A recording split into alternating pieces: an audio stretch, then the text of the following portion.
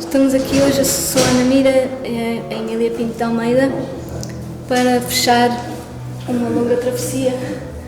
Foi um projeto que se iniciou em 2020 e que se foi conseguindo fazer nestes anos estranhos, não é? E nós vamos fazer uma pequena apresentação do projeto e visualizar alguns documentos das oficinas. E a Emília, eu tive a oportunidade de partilhar a última oficina com a Emília, portanto ela é o nosso documento vivo, o nosso documento vivo de uma das oficinas, pelo menos. Os outros serão registros videográficos. E também para pensar, a partir daí, pensar em alguns problemas que este tipo de trabalho com a comunidade vai levantando para irmos aprendendo e a seguir no futuro. É essa a ideia. Foi em 2019 que a Porta 33, obrigada, propôs conceber um projeto que convocasse as matérias do movimento e do pensamento, creio que para aliar ao percurso das artes visuais construído até aqui, não é?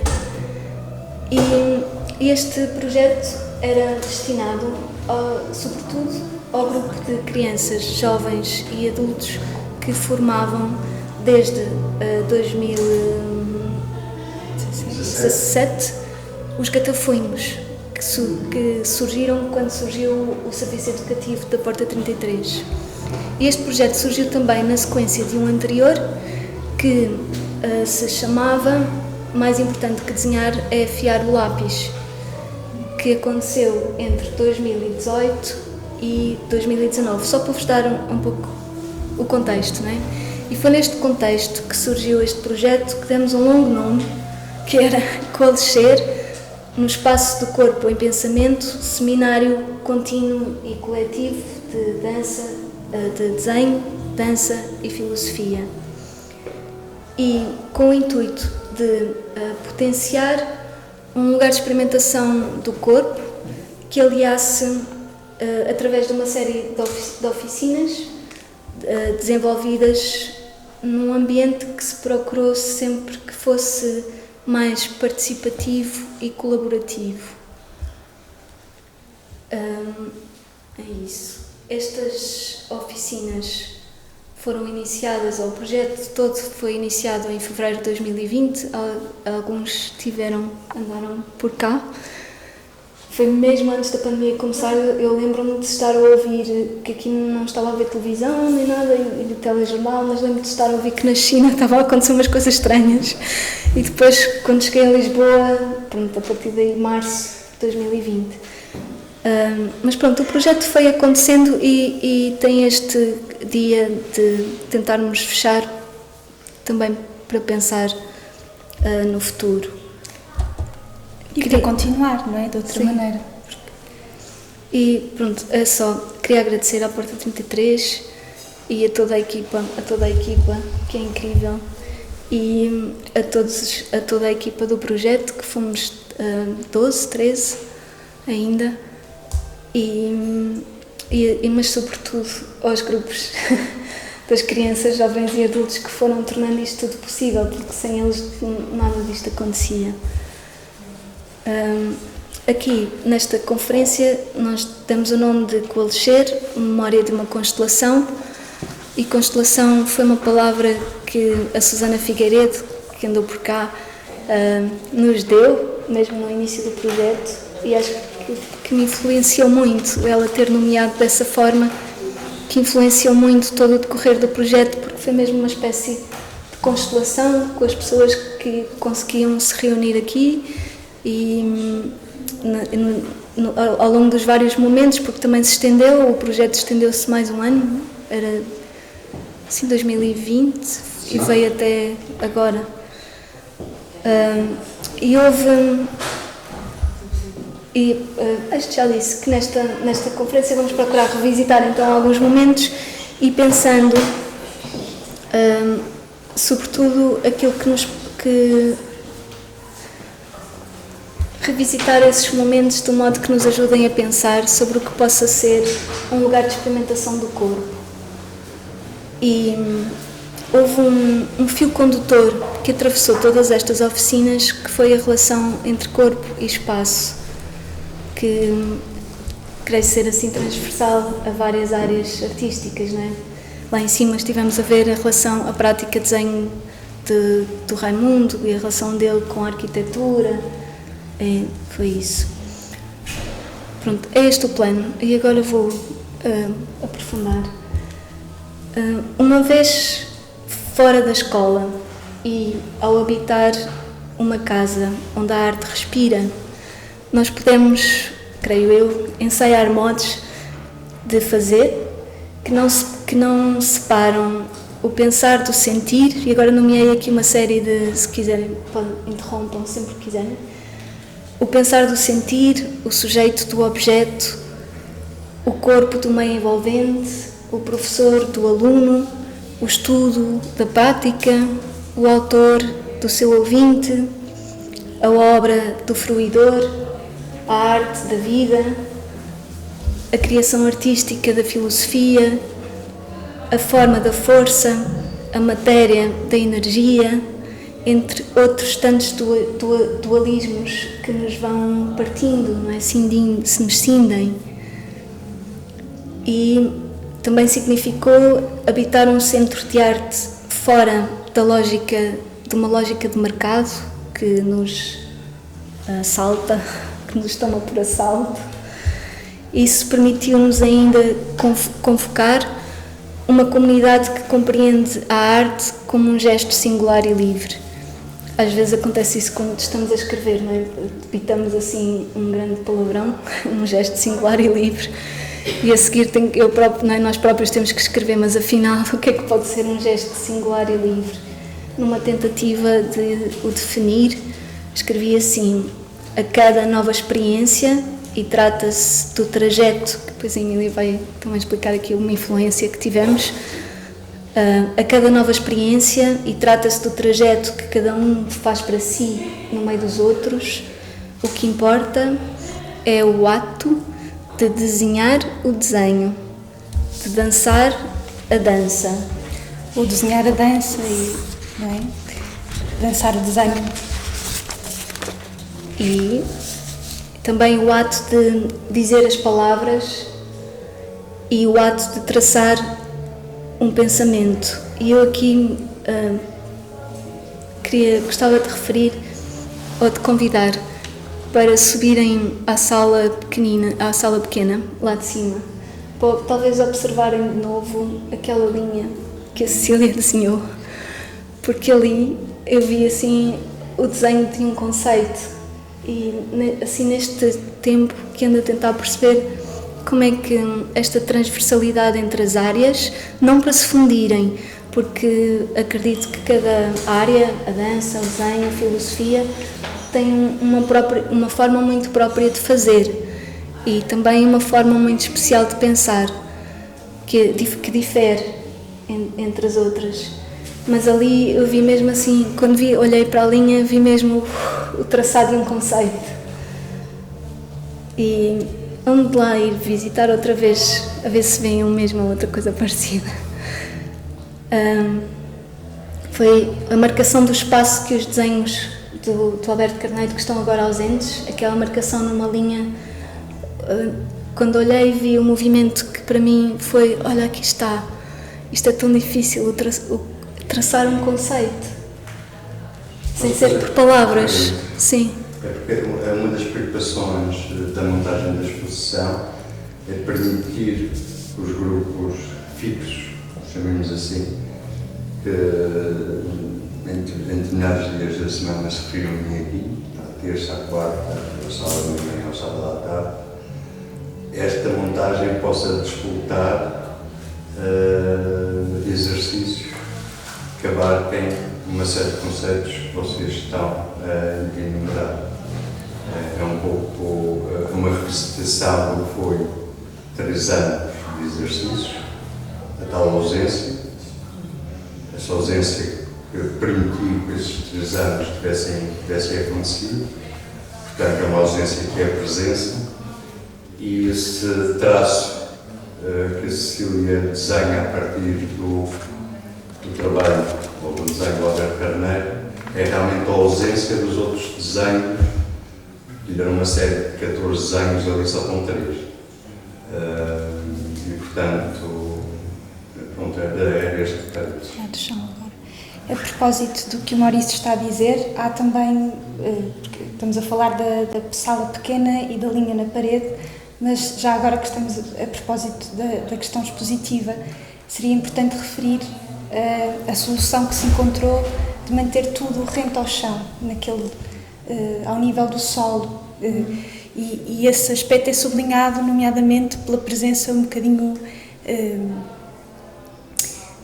marota, quase por assim dizer, de uma pedrinha ou de um bocadinho duro, que afinal de contas vinha da exposição, já falaremos disso, que aqui esteve patente, do Alberto Carneiro há cerca de 20 anos, mas também são vestígios das oficinas que aqui decorreram. Sim, porque todo o material exposto é vestígio. Sim, e isso, por exemplo, é também uma linha de coerência, que não apenas tem a ver com essa opção de manter tudo a um nível, lá está, chão, mas também equiparar dessa forma esses vários diferentes vestígios. E depois vocês também, daqui a nada, falarei um bocadinho disso a propósito dos barros que lá se encontram. Mas parece-nos um aspecto determinante que também tem a ver com essa espécie de destituição e também, de alguma forma, a vontade de desequilibrar o primado do olhar que foi tão vigente durante tantos séculos e puxar o olhar para baixo e convocar até há uma noção que parece um pouco complexa, mas que Alberto Carneiro, por exemplo, várias vezes falou sobre ela, que é a ideia do áptico, que é um olhar que tem uma qualidade táctil. Portanto, é um olhar que sai de uma esfera estrita do óptico, não é? Daquilo que conseguimos visualizar com os olhos, e assume a qualidade do gesto e do tatear e até do corpo todo, não é? O corpo todo implicado nesse olhar. De certa forma, estamos sempre, o corpo todo acompanha-nos em permanência, mas muitas vezes não nos lembramos, quer dizer, há qualquer coisa que justamente mercê destas coreografias do cotidiano, um bocadinho espartanas e exíguas, não é? De que falava a Ana, nem sempre temos a oportunidade de fruir inteiramente e de fazer uso dessa, quer dizer, pelo menos consciente dessa qualidade. De convocar o corpo por inteiro, já hei de atravessar também. Não sei se lembram, acho que alguém estava cá na primeira conferência de fevereiro de 2020, em que tivemos a analisar o modo como a coreógrafa norte-americana Trisha Brown trabalhou a relação entre o desenho e a dança, e depois no final vimos um dos últimos trabalhos dela em que ela já fez num museu, e que é muito bonito o trabalho, que ela punha um papel no chão, precisamente porque punha um papel no chão e desenhava e movimentava-se, e o papel e o desenho e a dança entravam em relação, suscitando tanto uma expressão no desenho como na dança. E eu acho aquela peça muito incrível, e até creio que se chama Para que as pessoas não saibam se eu ainda continuo a dançar. Mas depois no final dessa performance vieram os não sei como é que se chamam, aqueles senhores e senhoras que trabalham no museu, e pegavam nos desenhos e punham na parede, e isso para mim estragava tudo. porque estava ali a acontecer uma coisa tão própria, que tinha um sentido próprio da relação dela com o chão, com os pés. Ela sempre fez desenhos dos pés, e a fazer aquela performance que cruzava a dança e o desenho. Aquilo acontecia ali, as pessoas de certeza estavam de pé a vê-la assim. Pelo menos o vídeo que está no Vimeo, podem procurar, vê-se assim, como um pássaro, e depois pegarem nas folhinhas e colocarem de forma convencional. Sim, e porque depois ali, pronto, foi uma obra de desenho da Trisha Brown, que era bailarina e coreógrafa. É confuso esta tendência, não é? Pronto, continuando, estávamos aqui na importância do ato, não é? O ato de desenhar a dança. Portanto, aqui um desdobramento, não era isso, desculpa. Desenhar o desenho, dançar a dança, o ato de dizer as palavras e o ato de traçar um pensamento. Por isso, depois interrompemos. E quando a nossa percepção, que é o que me dá este desdobramento das palavras, ou é assim pelo menos que consigo explicar, quando a nossa percepção acompanha cada passo dado e nele coincide, entramos num estado, não consigo arranjar uma palavra melhor, que é a atenção desperta. A atenção desperta, para mim, uma possível tradução de uma palavra inglesa que é awareness. Mas o alerta também traz susto, e este é um bocadinho, não sei. Mas não é concentração, porque não é só uma consciência, até se podia chamar uma consciência desperta. Despertar. Há um despertar, não há? Sim. Sim. É um despertar com consciência. É isso. É uma consciência desperta, uma atenção desperta. E é isso que eu encontro neste movimento da percepção que vai acompanhando cada passo dado e que vejo neste não pensar só o ato de desenhar, mas de desenhar o desenho. E quando entramos nesse estado de atenção desperta, esse estado, tal como a Emília estava a dizer, convoca-nos por inteiro. É como se não pudéssemos deixar nenhum bocadinho de nós para trás, ou esquecido ali em casa. Parece que de repente nada mais importa, não é? Importa aquele estar ali a experimentar. E convoca-nos. Desculpem lá, tenho que ir seguindo aqui a minha partitura de escrita. Convoca-nos por inteiro e a todas, e vou usar uma expressão de Peter Paul Pelbart, a todas as nossas potências de vida. Sinto que esse estado de atenção desperta vai convocando todo o nosso ser, não é? Aquilo que nós já somos e aquilo que ainda podemos ser, aquilo para o qual ansiamos, não é? Ou não, mas que podemos dar conta de tudo aquilo que já tínhamos. No entanto, neste estado de atenção desperta, entram em jogo, e nós fizemos um exercício na última oficina que tinha a ver exatamente com isto. Entrou em jogo este focar, eu não digo focar do olhar porque já estamos, não é? A Emília fez esta ponte, que é boa, vamos ficar aqui, de todos os sentidos ao mesmo tempo, da convocação de todos os sentidos ao mesmo tempo e também do cruzamento entre os sentidos, de poder tocar com o olhar, de ver com a pele. Exatamente. O próprio Alberto falava de uma pele com 1000 olhos, não é? Era. E então entram em jogo, neste estado de atenção desperta, este focar dos nossos sentidos na relação com uma determinada matéria, pode ser aquilo que estamos a trabalhar com o movimento, ou com o desenho, ou com o estudo de um texto, mas existe esse focar na relação com uma determinada matéria, mas ao mesmo tempo com os movimentos periféricos que nos atravessam. E nós no outro dia estivemos a andar para trás e para a frente, a focar o olhar, não foi? A Lina está aqui, não sei se queres dizer alguma coisa. Sim, é isso de focar, tivemos que focar o olhar enquanto andávamos e realmente era uma coisa que eu nunca tinha reparado. No meu dia a dia fazíamos isso mesmo, de focar o olhar, não tanto de abrir a nossa percepção para o que está à volta. Sim, e nesta coexistência entre, aqui vamos não só olhar, porque nós antes de vir para aqui trabalhar o olhar andámos ali a enraizar os pés na terra, então convocando estes sentidos todos, mas sinto que neste estado de atenção desperta convivem este foco, não é? É um foco que é uma imersão, uma entrega total de convocação do ser humano de um modo integral, mas ao mesmo tempo de um modo que não exclui outros movimentos periféricos que vão acontecendo, vindos de onde? Das nossas memórias, dos nossos afetos, dos outros que estão à nossa volta. E isto, creio, lembra-se que estava a dizer como é que podemos encontrar modos que não sejam dualistas, modos de fazer. E acho que este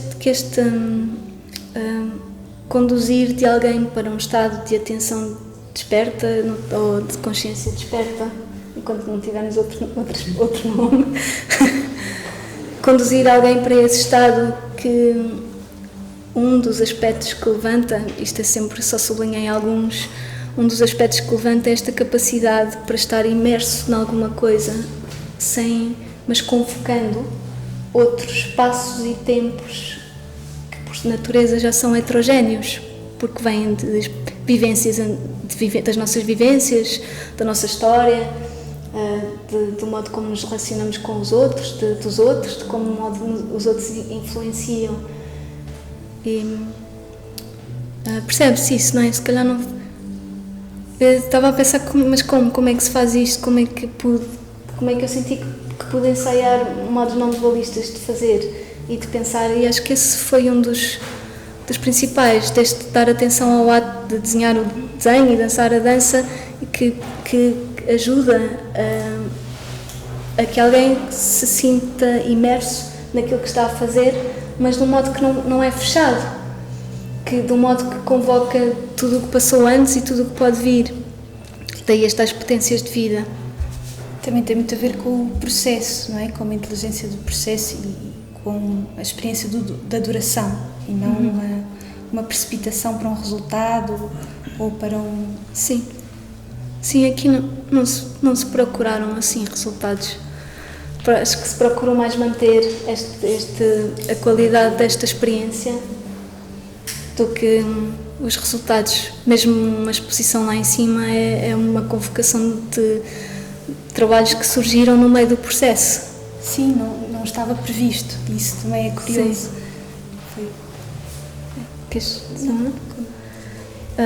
Pronto, e é neste lugar de experimentação do corpo onde acompanhamos aquilo que nós sentimos, mas por causa de tudo o que fui nomeando e outros aspectos que ainda não consegui ver, aquilo que nós sentimos e que se encontra em permanente reconfiguração, não é? Porque está sempre tudo em permanente reconfiguração.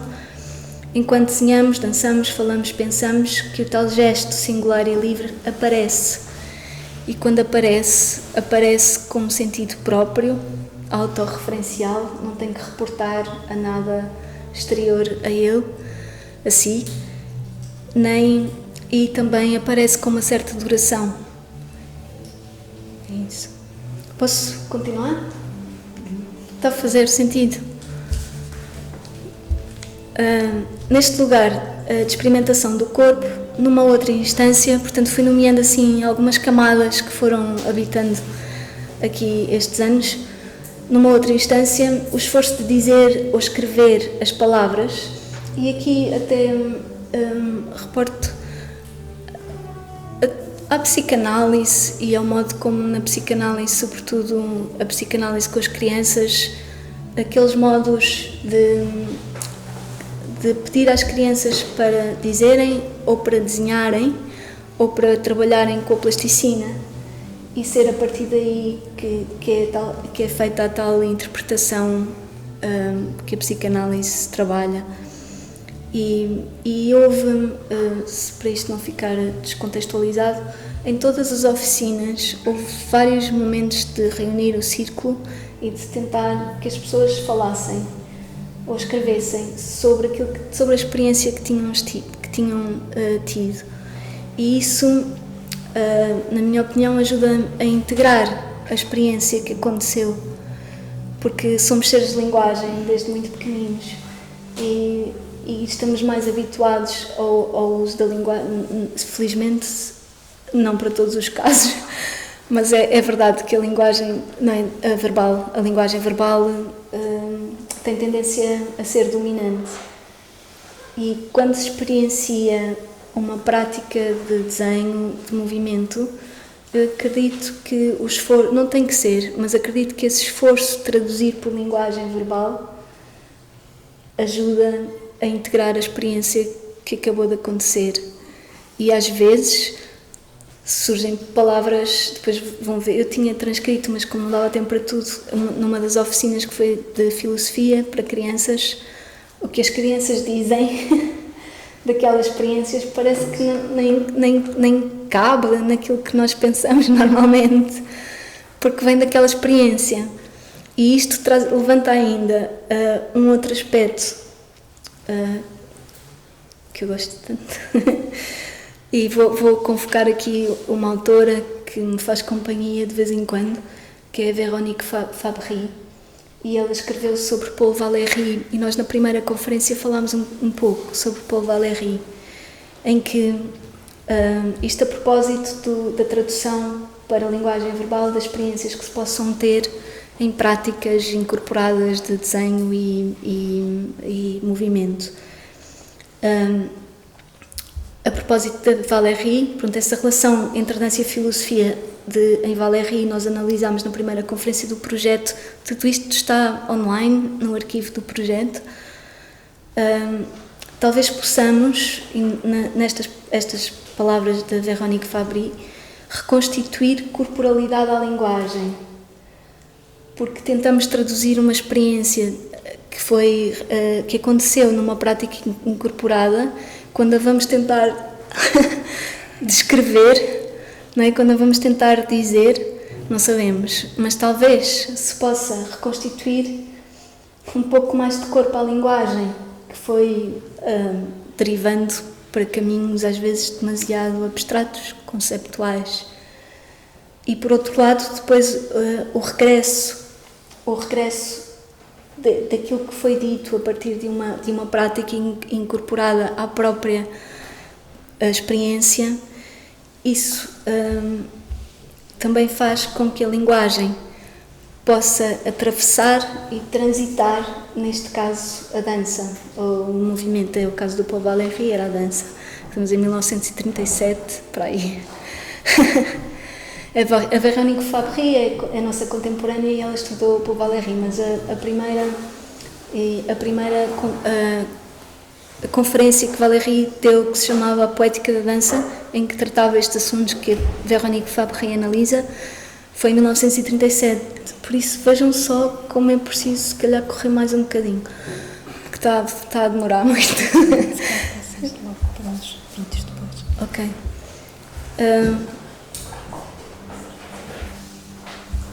Só referir mais. Pronto, então nós procuramos, para não saltar assim de repente, procuramos uma experiência particular do movimento em que não nos interessava a dança nos seus formalismos, mas esta experiência particular de movimento, concebendo-a como uma experimentação, onde o movimento do corpo pudesse engendrar uma relação de ressonância entre o corpo pensante da dança, já dissemos que a arte é uma forma muito especial de pensar, e o ato do corpo na filosofia. E acho que vamos deixar esta assim, por causa de tempo, a falar connosco.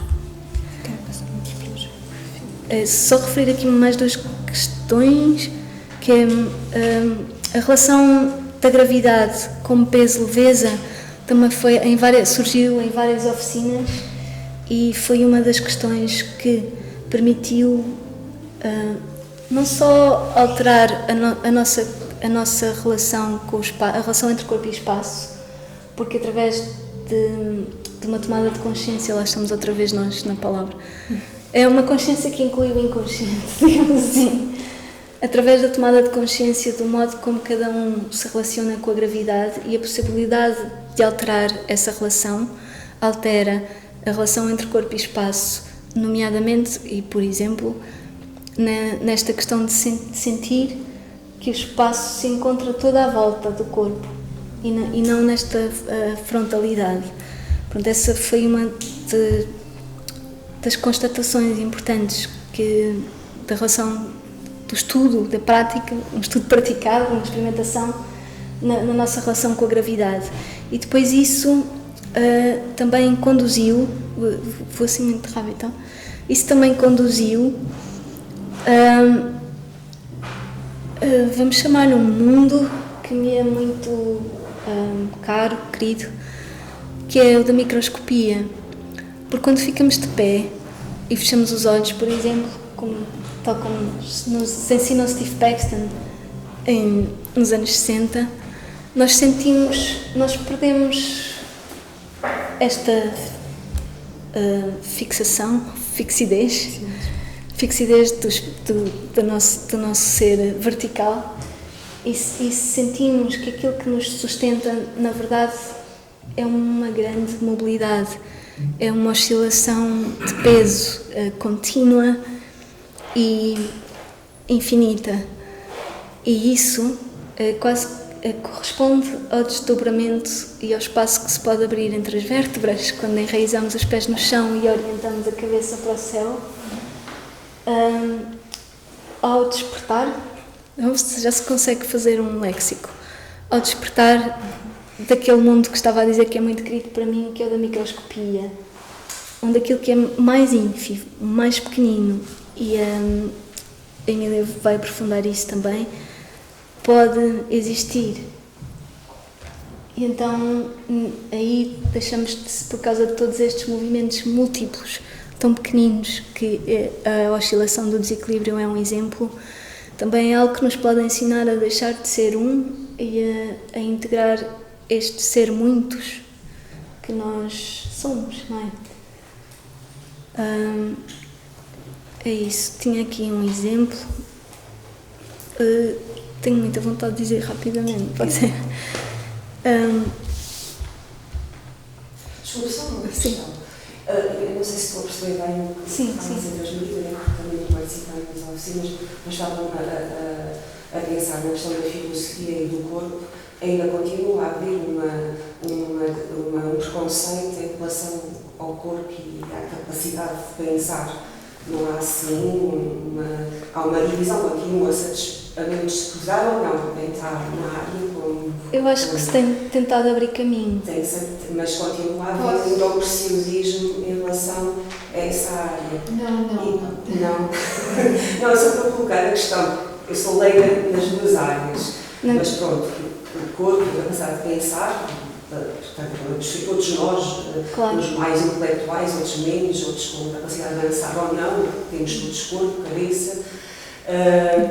E estava a pensar naquilo que disse ainda há bocado, a questão de às vezes uma experiência não conseguir ser traduzida de uma experiência de desenho ou pela palavra, e ainda bem que não consegue ser traduzida. Sim, e do esforço. Perde a magia e perde um bocado, porque são diferentes formas de linguagem, não é? Que acabam por se complementar.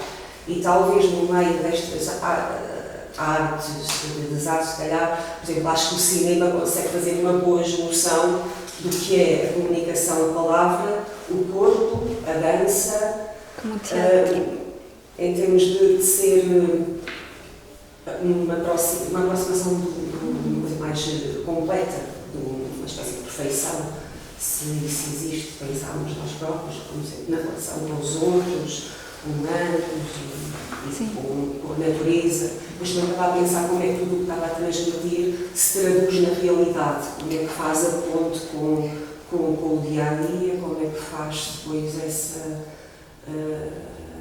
não sei se faz. Bem, acho que estão aí 3 pontos. Primeiro, é necessário distinguir, nós pensamos, não é? O corpo pensa. Esse pensamento, depois do pensamento da arte, que é um pensamento muito próprio, não é? O pensamento que, quando dançamos, desenvolvemos uma forma muito própria de pensar. Quando desenhamos, desenvolvemos uma forma muito própria de pensar. E distinguir ainda o pensar filosoficamente, com os seus modos de fazer e através de conceitos, de criação de conceitos. E depois a outra questão é na história. Esse é um projeto que eu queria fazer, que é na história da filosofia, ir tentar perceber o caminho que a filosofia da dança fez, porque muitas vezes há muitas interrupções e é bastante ausente. Não é que não tivesse acontecido, mas parece que esconderam, está escondido. Não é assumido, não é uma Sim, coisa... sim. Pronto, já para não... A dança acaba por ter as várias vertentes, não é? Mais dançar, lúdica e que faz parte da cultura e popular. Sim, Depois, claro. Um a movimento parte sensível, mais de experiência de si. E disso, é verdade, era isso mesmo que eu estava a falar, da dificuldade de poder traduzir pelas palavras aquilo que veio da experiência e de quando se consegue fazer, a linguagem verbal ganha, porque esse trabalho foi feito. Amplia, a própria linguagem verbal se amplia, é puxada para os seus limites. Mas é a questão do pensar e do sentir e ter a capacidade de cruzar os dois. Cruzar os dois. Chegar lá, isso é um gênio, é genial, não é? Sim. Poucas pessoas conseguem fazer. Não, acho que nós conseguimos fazer a concessão, sim, nós fazemos, é por isso que é o tal despertar. Fazemos Que é... somos mais pequenos. Sim, mais, sim. Fazemos mais luz, mais inocentes, talvez. Perdemos um bocado essa capacidade. Sim. Mas a questão também dos corpos, um bocado. A questão da pandemia e dos corpos aprisionados e dos corpos aprisionados. Eu sou de uma área social e faz-me imensa impressão a questão da parte das doenças psiquiátricas. Não sei se tem nada a ver, se tem alguma coisa a ver, provavelmente. Está aqui. Mas a questão mais a questão do pensamento do corpo, da cabeça presa, aprisionada, ao contrário. Era isso que estávamos a falar das potências de cada um, de trabalhar com seres humanos a partir da potência de cada um, não é? Independentemente da condição psíquica ou física que cada ser humano possa ter, mas trabalhar a partir da potência dele, não a nossa, ou dela, não a nossa. E talvez justamente para reativar esse espaço, estava a falar há pouco do lúdico, não era? Que é uma espécie de reserva que todos temos de uma memória em que isso era possível e quase cotidiano, e que a dada altura vai ficando cada vez mais reduzido, e no fundo o que é este tipo de ação, o que permite é justamente voltar a abrir esse espaço e perceber que é tudo muito mais fluido do que vamos ficando cada vez mais convencidos, não é, de que é, porque mesmo acho que a Ana insistiu num ponto importante, que é a questão da tradução e da reversibilidade, não é? E é uma das linhas que atravessa todas as oficinas. Mas na realidade isso não acontece. Acontece, porque a ideia é cada vez mais contidos e menos libertos e menos... É por isso que é importante ir passando por experiências. Não, se calhar a Isabel queria dizer uma coisa. Posso? Eu compreendo, eu percebi que era a área da social ou de saúde mental ou coisa do género. Eu trabalho com mudança, eu sou terapeuta com mudança no movimento e acho que estamos num período muito interessante da nossa civilização ou cultura, porque, como disse, de facto, há quem opere ainda com a dualidade corpo-mente, mas isso é um paradigma que já foi ultrapassado em termos do que se conhece sobre o ser humano. Só que ainda está vigente em alguns aspectos da sociedade, mas não no conhecimento de ponta. E eu acho interessantíssimo, por exemplo, isto que vocês todas falam, para nós é muito mais natural na psicoterapia hoje em dia. Eu acho que a psicoterapia, sobretudo a terapia pela arte, que é onde eu trabalho, essa linguagem toda já está mais que assumida. E, sobretudo, noutra coisa que eu acho que talvez te interesse, que é na neuropsicologia, nas neurociências, porque não só está provado que nós não estamos nunca divididos em corpo e mente, e portanto achei interessante quando vocês dizem como tentar fazer uma coisa que não seja dual. Nós não fazemos sempre tudo não dual, é a nossa explicação sobre as coisas é que é dual, mas o que nós somos é sempre esta unidade, sempre. Sim, mas o mundo... Mas uma coisa que me diz já mais escritores, por exemplo, filósofos ou não, a questão do corpo nem sequer se coloca. Exato, mas é claro. A questão do artista... Mas nós temos que ter uma noção histórica, isso aconteceu. A questão é, já há pensamento em que isso já está explicado de outra maneira. Sim, lá também até há aquela teoria, que é uma teoria que acho que é verídica, não é? Que nós fazemos parte da natureza e que devemos ser incorporados pela natureza, porque somos parte dela, temos que respeitar. Chega para outra coisa agora, não é? Tanto em termos de animalidade, Mas biologia, Havia há várias raciocínio. neurociências que ultrapassam esta questão da dualidade, portanto é uma questão só de interesse. Há Damasio, há outro psicanalista e neurocientista que é o Mark Solms e o Pansip. São de ponta e de facto estão a mudar toda esta visão sobre o corpo e a mente. E já no meu mundo já não existe essa ligação, mas de facto compreendo que há bolsas. Mas está como na relação tal como a Márcia estava a dizer, na relação entre a dança e a filosofia é difícil, e que é neste contexto que nós estamos. muitas vezes justamente por causa desse hábito, não é? Sim. E no fundo, práticas deste género que tentam se não romper, pelo menos dilatar um bocadinho mais não é? O espartilho desses hábitos que nos condicionam a todos. Na verdade, isso é a vida contemporânea assim, não é? Funciona. Uma fase da história Porque também que agora estamos a viver, a pandemia, a guerra, a perda de Certamente. alguns direitos, o caminhar, o andar para trás, o perder,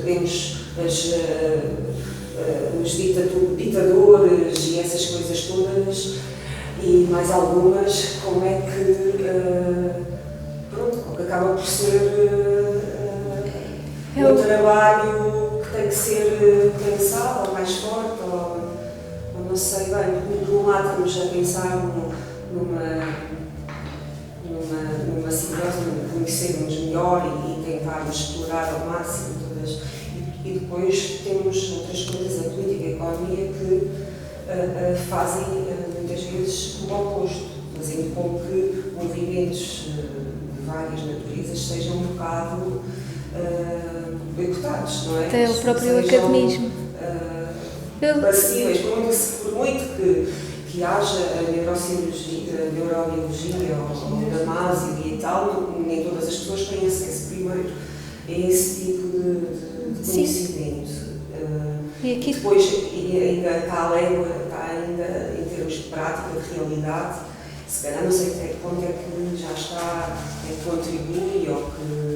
O que eu ia há bocado dizer não era... Se centrasse mais do que isso, porque Era isso que eu ia dizer, o nosso contexto é a relação entre a dança e a filosofia. Exato, Sim, porque eu o que sei. é importante agora, era o que eu ia dizer, a Ana pensou que eu queria tomar a palavra, mas não era isso, era talvez vendo, porque respondendo um bocadinho à sua dúvida, talvez vendo exemplos nos filmes, nos textos que selecionaste, isso se torne mais palpável, não é? Sim, porque só fazer um pequeno apanhado e acho que indicar aqui um caminho.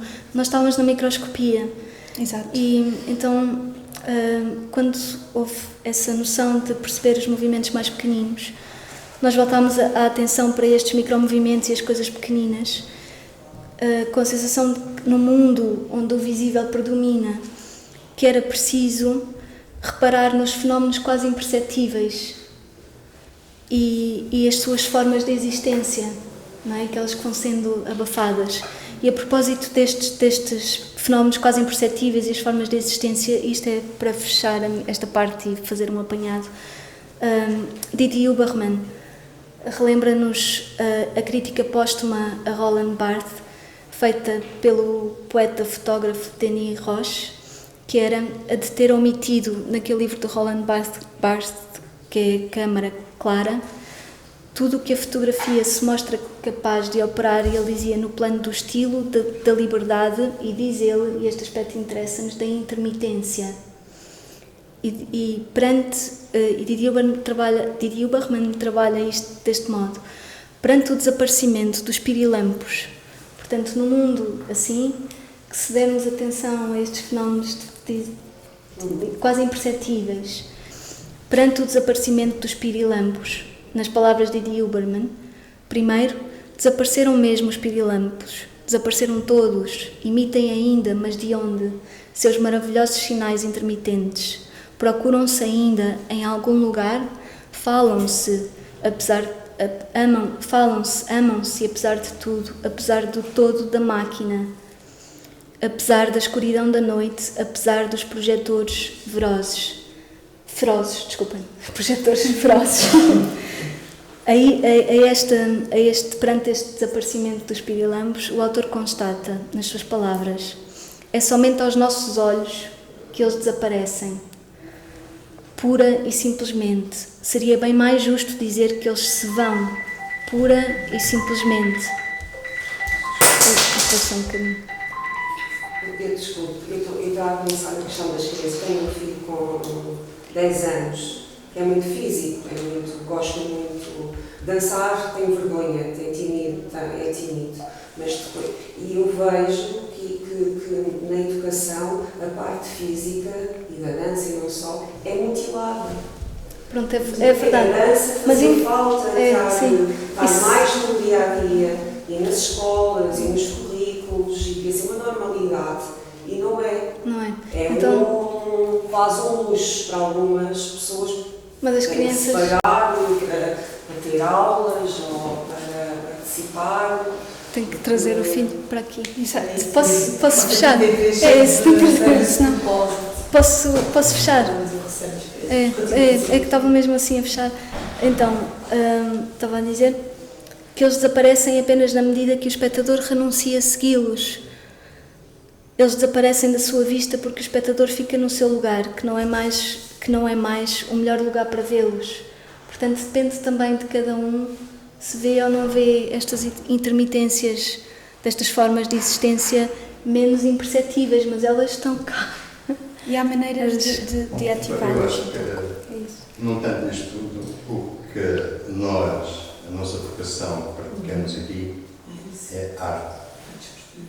E a arte pressupõe essa exigência e essa responsabilidade, essa clarividência, essa entrega, esse dirigir-se aos paralelos que já não existem. Existe um esforço contínuo.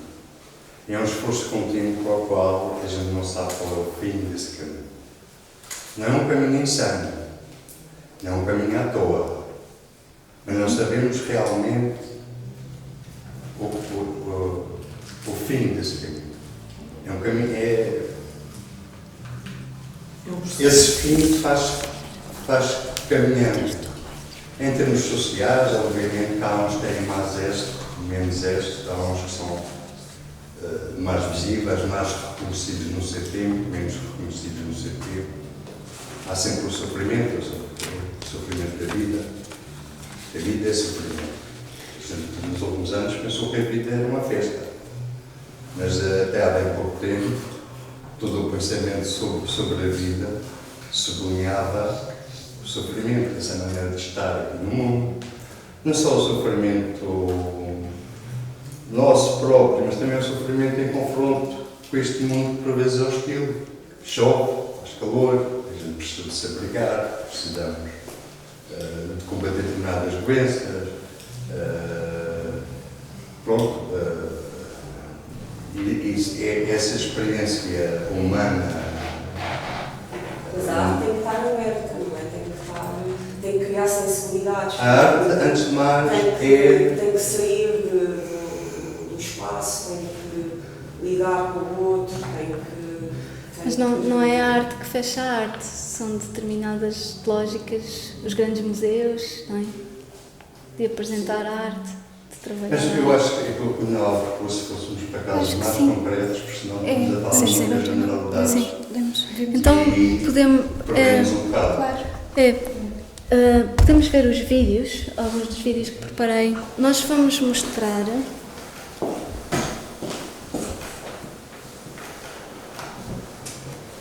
alguns excertos aqui das oficinas. Esta foi a oficina da Rita Pedro, que se chamava Oficinas de Pensamento para Todas as Infâncias. Eu vou pôr o play.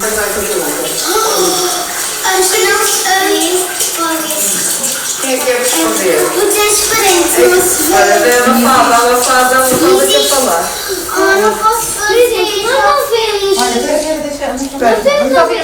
temos uma vez a pessoa de uma Como? Nós temos uma vez a pessoa de uma Podemos não ver-se a todos, mas sabemos que ali existe. que ele está no espaço. Claro que nós não vimos. Está longe. Estamos na Terra. Mais? Quem é que quer responder? Diz lá outra vez a pergunta. Mas uma porta de túnel. O que não se vê pode existir. Diga-me, o que é que tu achas? Não sabes? Então vamos pensar lá um bocadinho. Aquilo que não se vê existe ou não existe? Mas uma coisa de túnel. Se tu pudeste o vento existe ou não existe? E o ver ou não se vê? Então o que não se vê pode existir. Porque o vento eu não o vejo e ele existe. Não é? Boa. Mas o unicórnio não se vê e não existe. Não sei se quer dizer que há coisas que se vêem que existem, há coisas que não se vêem. Não, há coisas que não se vêem e que existem e outras que não se vêem e que não existem. Isso parece uma coisa de túnel. Parece o quê? Uma coisa de túnel. Quando tu andas que não sabes. Uma coisa de túnel. Quando estás no túnel, não vês o que está lá fora e existe ou não? Sim, também pode escrever. Eu agora não estou a ver a minha casa e ela existe. Ou não? Também podemos ver.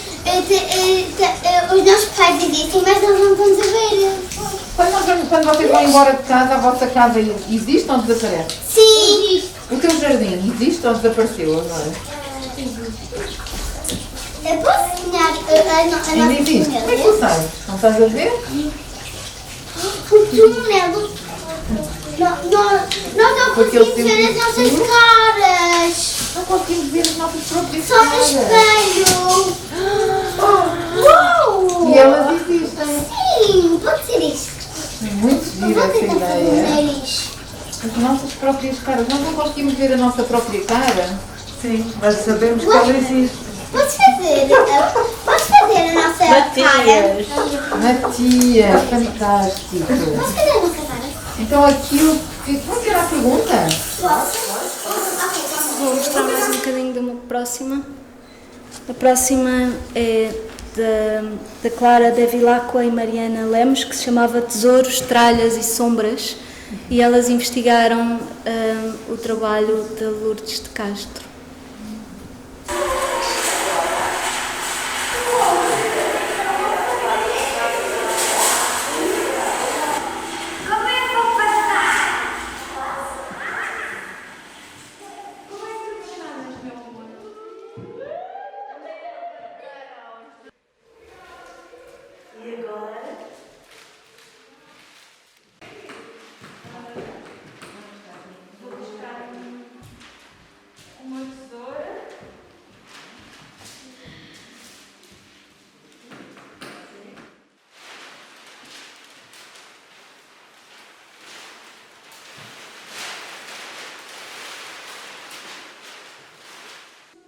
Como se eu pudesse pintar com a sombra.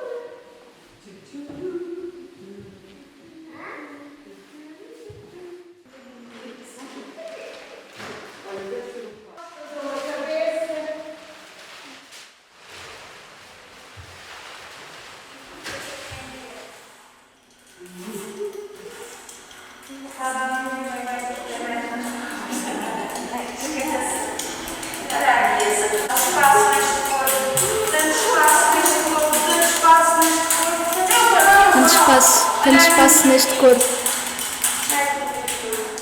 Tanto espaço neste corpo.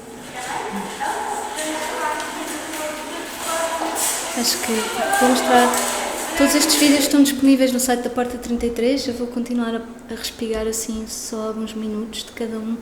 Este é o da Joana Pupo, que aconteceu aqui e chamava-se Movimento Infinito para um ritual de observação com o corpo e acompanhava a exposição que estava aqui na altura da Manon Arroy e da Sara Bichão. Ok?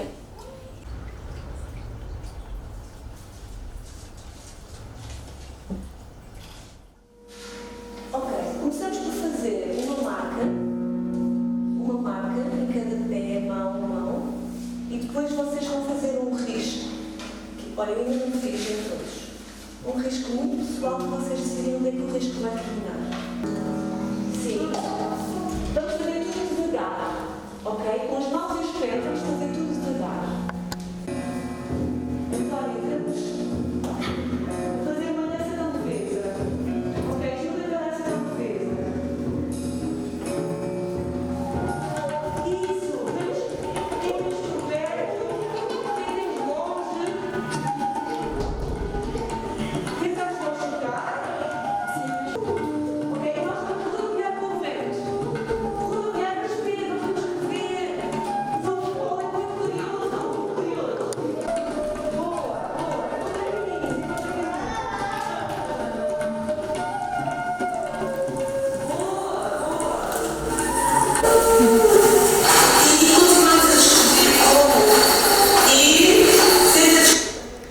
próxima é que é da Dora Vicente, que aconteceu em Porto Santo, e é da linha Nasce o Espaço, no espaço habita o corpo.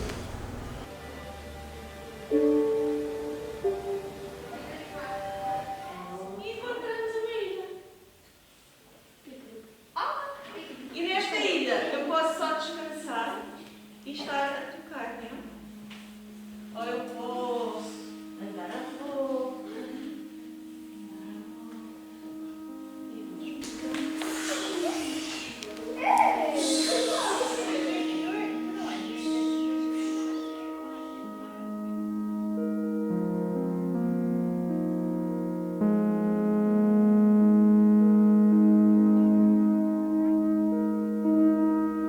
A próxima foi da Sofia Neupar, que aconteceu aqui na Porta 33.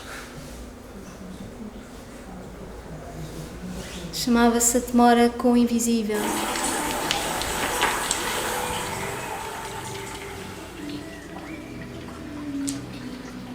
Expandir em poder, crescer em poder.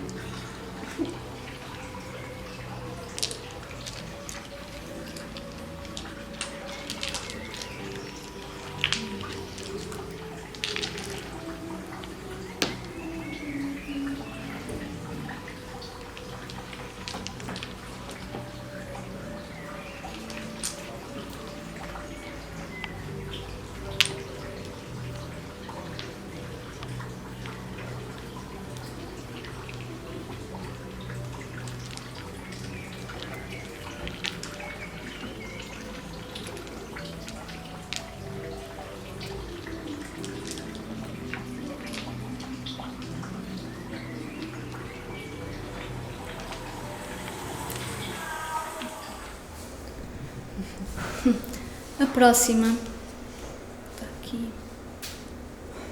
A próxima, quando estávamos fechados todos em casa, nós sabíamos que idealmente não ia funcionar muito bem, que não ia funcionar muito bem ter uma coisa deste género à distância, mas fizemos com o intuito de manter o contacto, e das pessoas que participassem ali pudessem ter este encontro com outras pessoas aos sábados de manhã. E ali em cima daquela mesa estão umas partituras que vieram desta oficina e nós cruzamos, houve 8 aulas, nós cruzamos o desenho com a Luísa Spínola e o movimento. Estas demoram mais, eu posso mostrar só um bocadinho. Sentir, passar, em vez de ser pelos objetos, passar o dedo pelo corpo, e fazer o desenho dessa linha. Portanto, e utilizar diferentes cores. Passar o dedo pelo corpo, por uma parte do corpo e desenhar. Também pode ser na cara. Passar, sentir o rosto e desenhar. Quase que até pode fazer ao mesmo tempo. Passa com a mão esquerda pelo rosto e com a mão direita faz o desenho, ou ao contrário.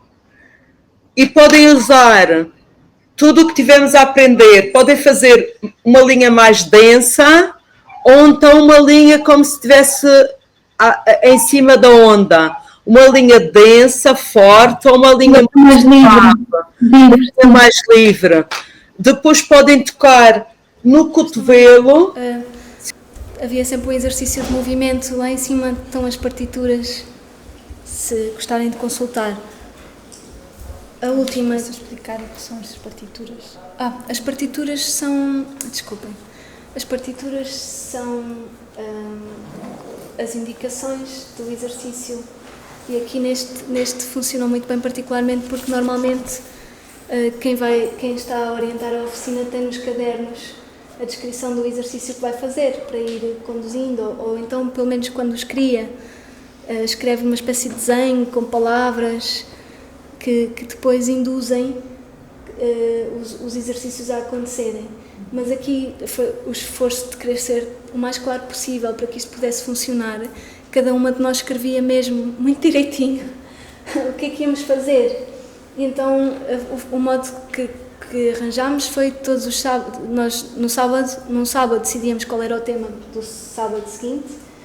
A Luísa fazia os tais esquemas dos exercícios que ela ia fazer de desenho e eu fazia os esquemas dos exercícios que ia fazer de movimento.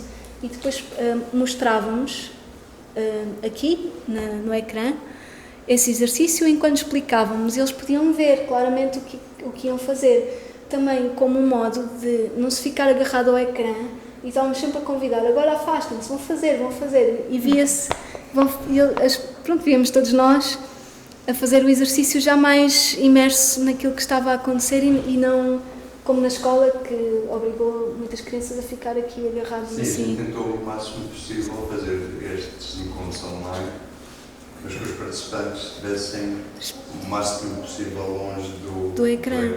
Sim. Agora, o último já foi o que aconteceu esta semana comigo e com a Emília. Podemos ver estes 3 minutos e depois a Emília vai falar um bocadinho. Sim? E... Vocês escolheram?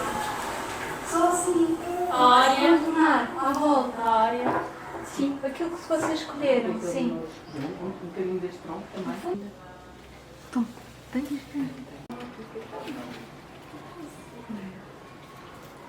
Queres que...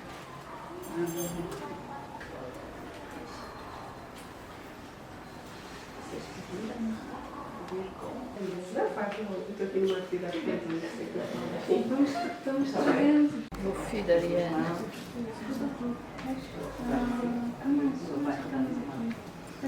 É cuidado que eu não quero que isto aperte. Sim. Eu preciso chegar à sala. Esta paisagem é toda. A memória que vão trazendo no vosso jardim, vou passar daqui das Sentimos também, não esquecemos. Que é uma memória também do corpo, das mãos, dos cheiros. Queres apanhar a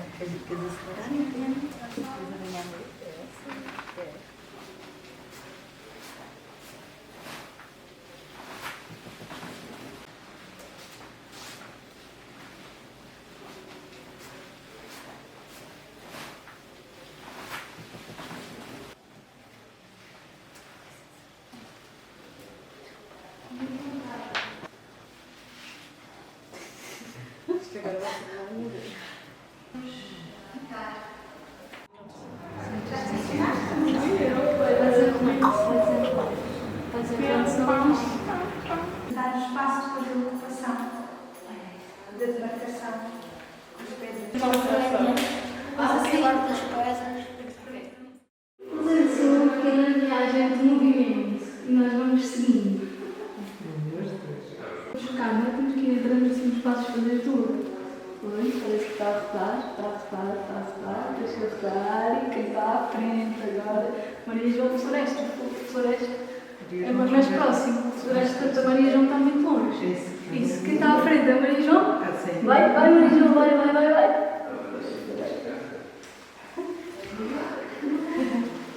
Temos uma espécie de falsidade. Claro, não brincas, força. Claro, movimento. Nós vamos.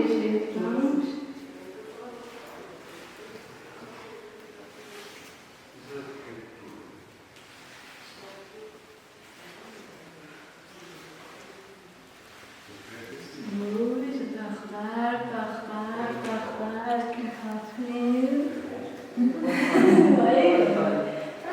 Vocês mantêm a responsabilidade em si. Não é por ser todos, foi comigo, é mais João. Agora está lá para o botão.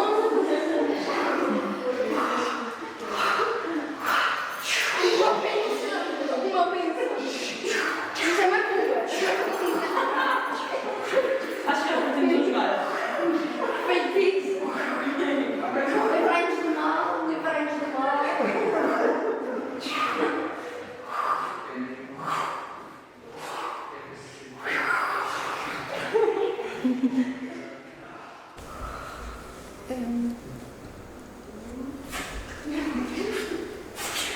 Este último exercício, por exemplo, que viram, trabalhava a partir de uma obra do Alberto Carneiro, que é Uma Floresta para os Teus Sonhos. E a ideia era, de alguma maneira, reativar a ideia da floresta, dessa presença de vários corpos. No caso da obra do Alberto, cada tronco tem um tamanho diverso, embora haja uma relação matemática entre três dos tamanhos que compõem essa obra, e passar também da lógica que tinha sido mais ensaiada lá fora, do espaço mais íntimo e pessoal, para o espaço do coletivo. Então o exercício consistia justamente nessa ideia de repente, descobrir-se muitos e ter que, cada vez que começava um movimento, puxar atrás de si toda a floresta e, portanto, experimentarmos a integridade da floresta como um todo e também, de alguma maneira, desta forma prática, um outro princípio orientador do trabalho e do pensamento do Alberto Carneiro, que era a reversibilidade entre criador e fruidor. Portanto, esta ideia de repente, há uma possibilidade de mudar de lugar e de se ver subitamente espectador de um ato ou no momento seguinte autor dele, e trabalhar sempre em relação e nunca ficar confinado, quer dizer, depois de ter justamente tentado ampliar a qualidade da experiência numa série de exercícios que fizemos antes. Outra experiência, como viram, aquela do fio, consistia em isolar um pedaço de paisagem, cada um fazer um recorte de um bocadinho de jardim, e portanto, claro que aqui está não só a ideia de paisagem, mas também toda essa ideia da demarcação e do isolamento e da escolha, e depois trazê-la para o interior da galeria, como aconteceu, por exemplo, com a obra O Laranjal, Natureza Envolvente, de 69. Mas também trabalhávamos a linha, que é, como viram lá em cima há pouco, uma das formas mais presentes em todo o trabalho do Alberto Carneiro, ou a pedra, que de repente cada um de nós tinha que usar para parar, chegado aqui à sala e escolhendo o ponto onde se fixava, segurar o fio e passar para um outro exercício que já tinha a ver com a ideia do trajeto de um corpo. De certa forma, justamente, isto eram tentativas de reativar os documentos e os arquivos que nós consultáramos em torno do trabalho do Alberto Carneiro. Isso foi também uma parte importante, que houve a parte da documentação, da consulta de documentação e arquivo, que foi convocado para algumas destas oficinas, desde Lígia Clark, Lourdes Castro, Alberto Carneiro, e de tentar trazer também às pessoas com quem trabalhávamos um conhecimento experiencial desses autores. E ensaiar justamente essa tradução, não é? Como é que de repente, por exemplo, no caso do Alberto Carneiro, há um trabalho dos anos 70 chamado Caderno Preto, tem uma série de indicações de movimento que quase que pareciam estas partituras de que a Ana vos esteve a falar, e, por exemplo, mencionavam a linha da cabeça, a linha do coração, a linha do olhar, e, por exemplo, também trabalhámos essas linhas todas, ou a espiral, que era um movimento também frequente, e, portanto, tentar ensaiar essa possibilidade de dar uma outra forma, de outra vida àquilo que já tinha sido feito e continuar, não é? Por outros meios, experimentar essa possibilidade. E uma coisa importante foi que justamente o Alberto Carneiro surge porque há uma conversa disponível no arquivo da Porta 33 a propósito da exposição que aqui esteve patente há 20 anos, Os Caminhos da Água e do Corpo sobre a Terra, que depois há uma parte que agora se revisita lá em cima, mas a nossa ideia era também, no fundo, perceber que este arquivo é vivo e que pode ser sempre retomado e, portanto, por vezes há há bocado havia esta questão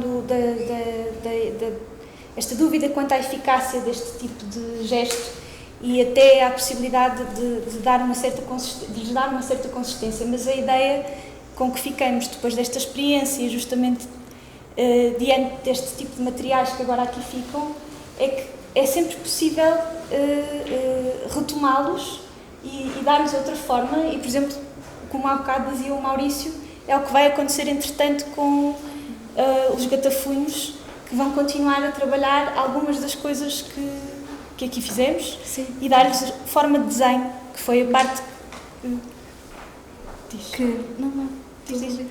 A forma de desenho foi a parte que nós tínhamos, a parte da história do Alberto Carneiro, das obras, de todo o pensamento dele, daquela transição do jardim para o espaço da galeria.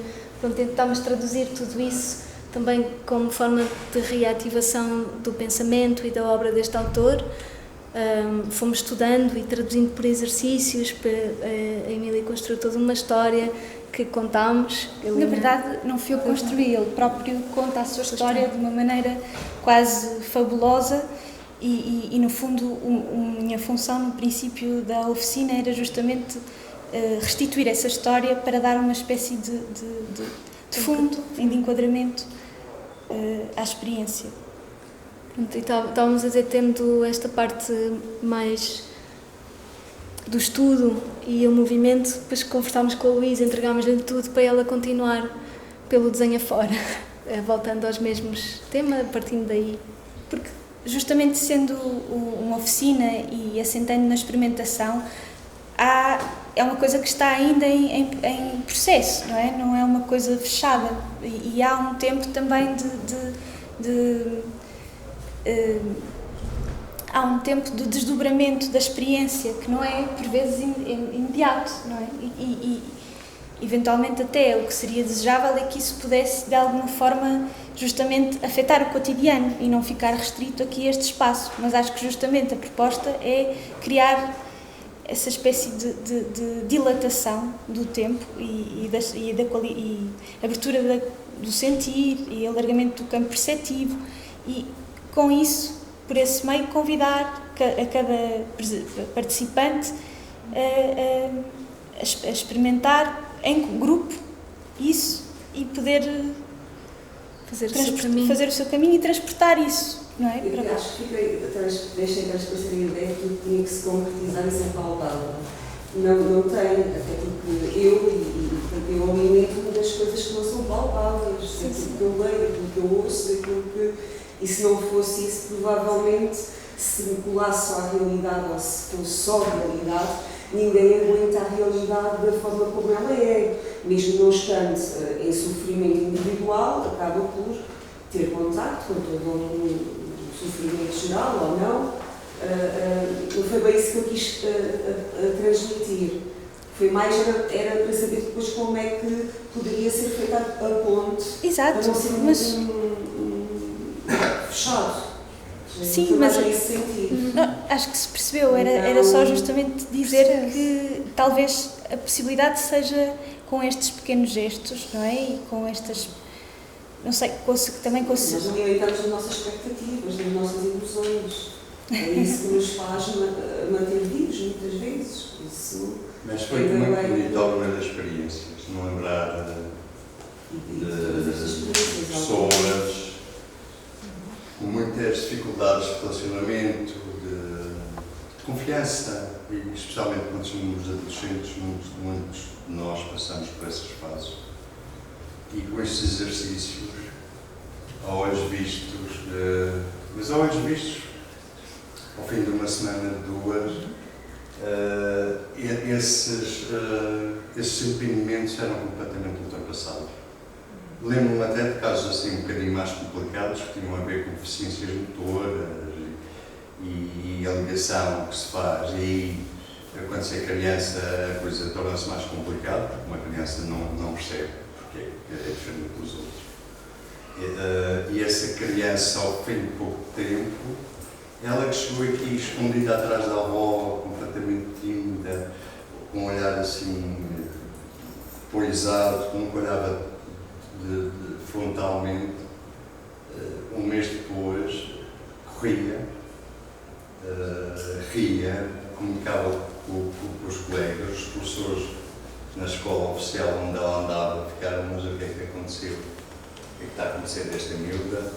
Lembro-me de outros miúdos, das tentativas de aproximação, com miúdos com problemas graves de exclusão social. Os próprios técnicos que os acompanham anualmente vieram-nos dizer que os pais perguntavam, mas que milhar aconteceu aos nossos filhos, que eles agora passam os dias sossegadios. E há N exemplos destes. Isto é que foi o gratificante. Claro que é bom fixar isto em palavras ou tentar pensar e refletir, até porque podemos melhorar a maneira como, quando conversamos sobre isto, focamos. Como focar.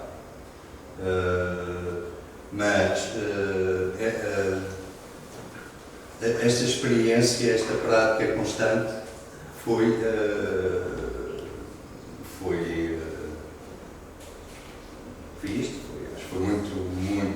ou tem sido muito gratificante. Por exemplo, outras pessoas mais velhinhas, especialmente os jovens que estavam a se preparar para a dureza da entrada na universidade, com aqueles exames muito seletivos, com notas muito altas, que confessavam que neste final destes exercícios para eles era uma maneira de eles focarem no exame que iam ter de únicas. Eles conseguiam arranjar, eles diziam, eu para terminar a estudar eu preciso de ir aí, porque aí foco. E estamos a falar de jovens brilhantes em termos das notas que conseguiam. Médias muito altas, mas elas e eles reconheciam que estes exercícios ajudavam, descomprimiam e ajudavam a se concentrar para aquele mês difícil que antecede os exames. Difícil para eles, porque estamos a falar de pessoas novas e que estão a lidar com situações de pressão muito fortes. Não é? Nós tentamos relativizar isso, já estamos aqui há muitos anos neste mundo, mas para essas idades não, isso são idades muito novas. Não é isso, para elas isto tudo é muito novo e isso é muito bonito. E é muito bonito ver como é que isto pode servir de sentido, acho. E isso, acho que valeu toda esta experiência. Foi muito difícil de fazer. Estes projetos são projetos muito difíceis de fazer e depois muito difíceis pela distância, pelo pouco tempo que as pessoas têm. Reparem, a Ana Mira é professora universitária, a Emília também está nas suas andanças em termos de investigação universitária. Todos eles tinham. Isto significa que o tempo deles é muito condicionado para vir à Madeira, não é? E de maneira isto foi assim um pouco. E alguns deles foi a primeira vez que cá vieram. São projetos difíceis, não é? E depois todos nós fomos um bocadinho abaixo com a pandemia, mas ao mesmo tempo, quando experimentámos aquelas 8 aulas online que aconteceram em fevereiro e março, também foi um espanto, porque em primeiro lugar, uma das coisas que nós tentamos evitar foi que as pessoas que estivessem a participar nos exercícios se expusessem o seu quarto, a sua casa. Portanto, combater isso. E isso foi um exercício muito difícil. E o segundo exercício difícil foi não estarem connosco, mas sem estarem a olhar para o ecrã. De maneira que quer a Ana Mira, quer a Sofia, meu pai também participou, quer a Luísa, quer a Carolina, pensaram em determinado tipo. Nós chegámos a dizer para distribuírem objetos pela casa e depois fazerem o percurso dos objetos que espalharam pela casa. Tentávamos que os próprios exercícios os afastassem do ecrã. Porque a pandemia, neste caso, foi muito positivo em termos daquilo que a gente perguntou. Sim, foi. Os sábados de manhã era uma alegria. Era uma alegria, que é sábado de manhã. Alguns com problemas maiores técnicos, de vez em quando desapareciam. Estás aí ou não estás aí? Mas foi assim, pronto, acho que. E agora, nós, com a Ana e com outras pessoas, estamos a caminho do Porto Santo, mas aí com mais tempo, este primeiro encontro no Porto Santo é estar já em contato com aquelas pessoas que estão disponíveis para fazer um projeto há 4 anos. Este é um projeto que provavelmente nós apontamos para uma duração de 4 anos, mas esta experiência acho que nos vai permitir uma planificação atempada, mais sistemática, uma presença mais contínua, porque trabalhar com pessoas, especialmente no campo artístico e sem objetivos, no sentido de fazermos um espetáculo, é muito mais fácil porque for um conjunto de pessoas e dizer, não, vamos fazer um espetáculo com isto, essa cenoura. As pessoas mais depressa as coisas talvez funcionem, mas quando não é disso que se trata, quando se trata destes aspectos que nós aqui tentámos mostrar, as coisas complicam-se porque nós estamos todos cheios de tabus. Por exemplo, juntando crianças com adultos, eu vi adultos, não lido bem com crianças, coisa que não entendo muito bem. Pronto. Ou outros diziam, eu dançar, nem isso, eu não sei dançar. Outros desenhar, eu não sei desenhar. Mas depois, ao começarem a experienciar, a experimentar, pronto, perceberam que isso realmente não existe. Uma pessoa, como é que uma pessoa, um adulto, não se pode relacionar com uma criança?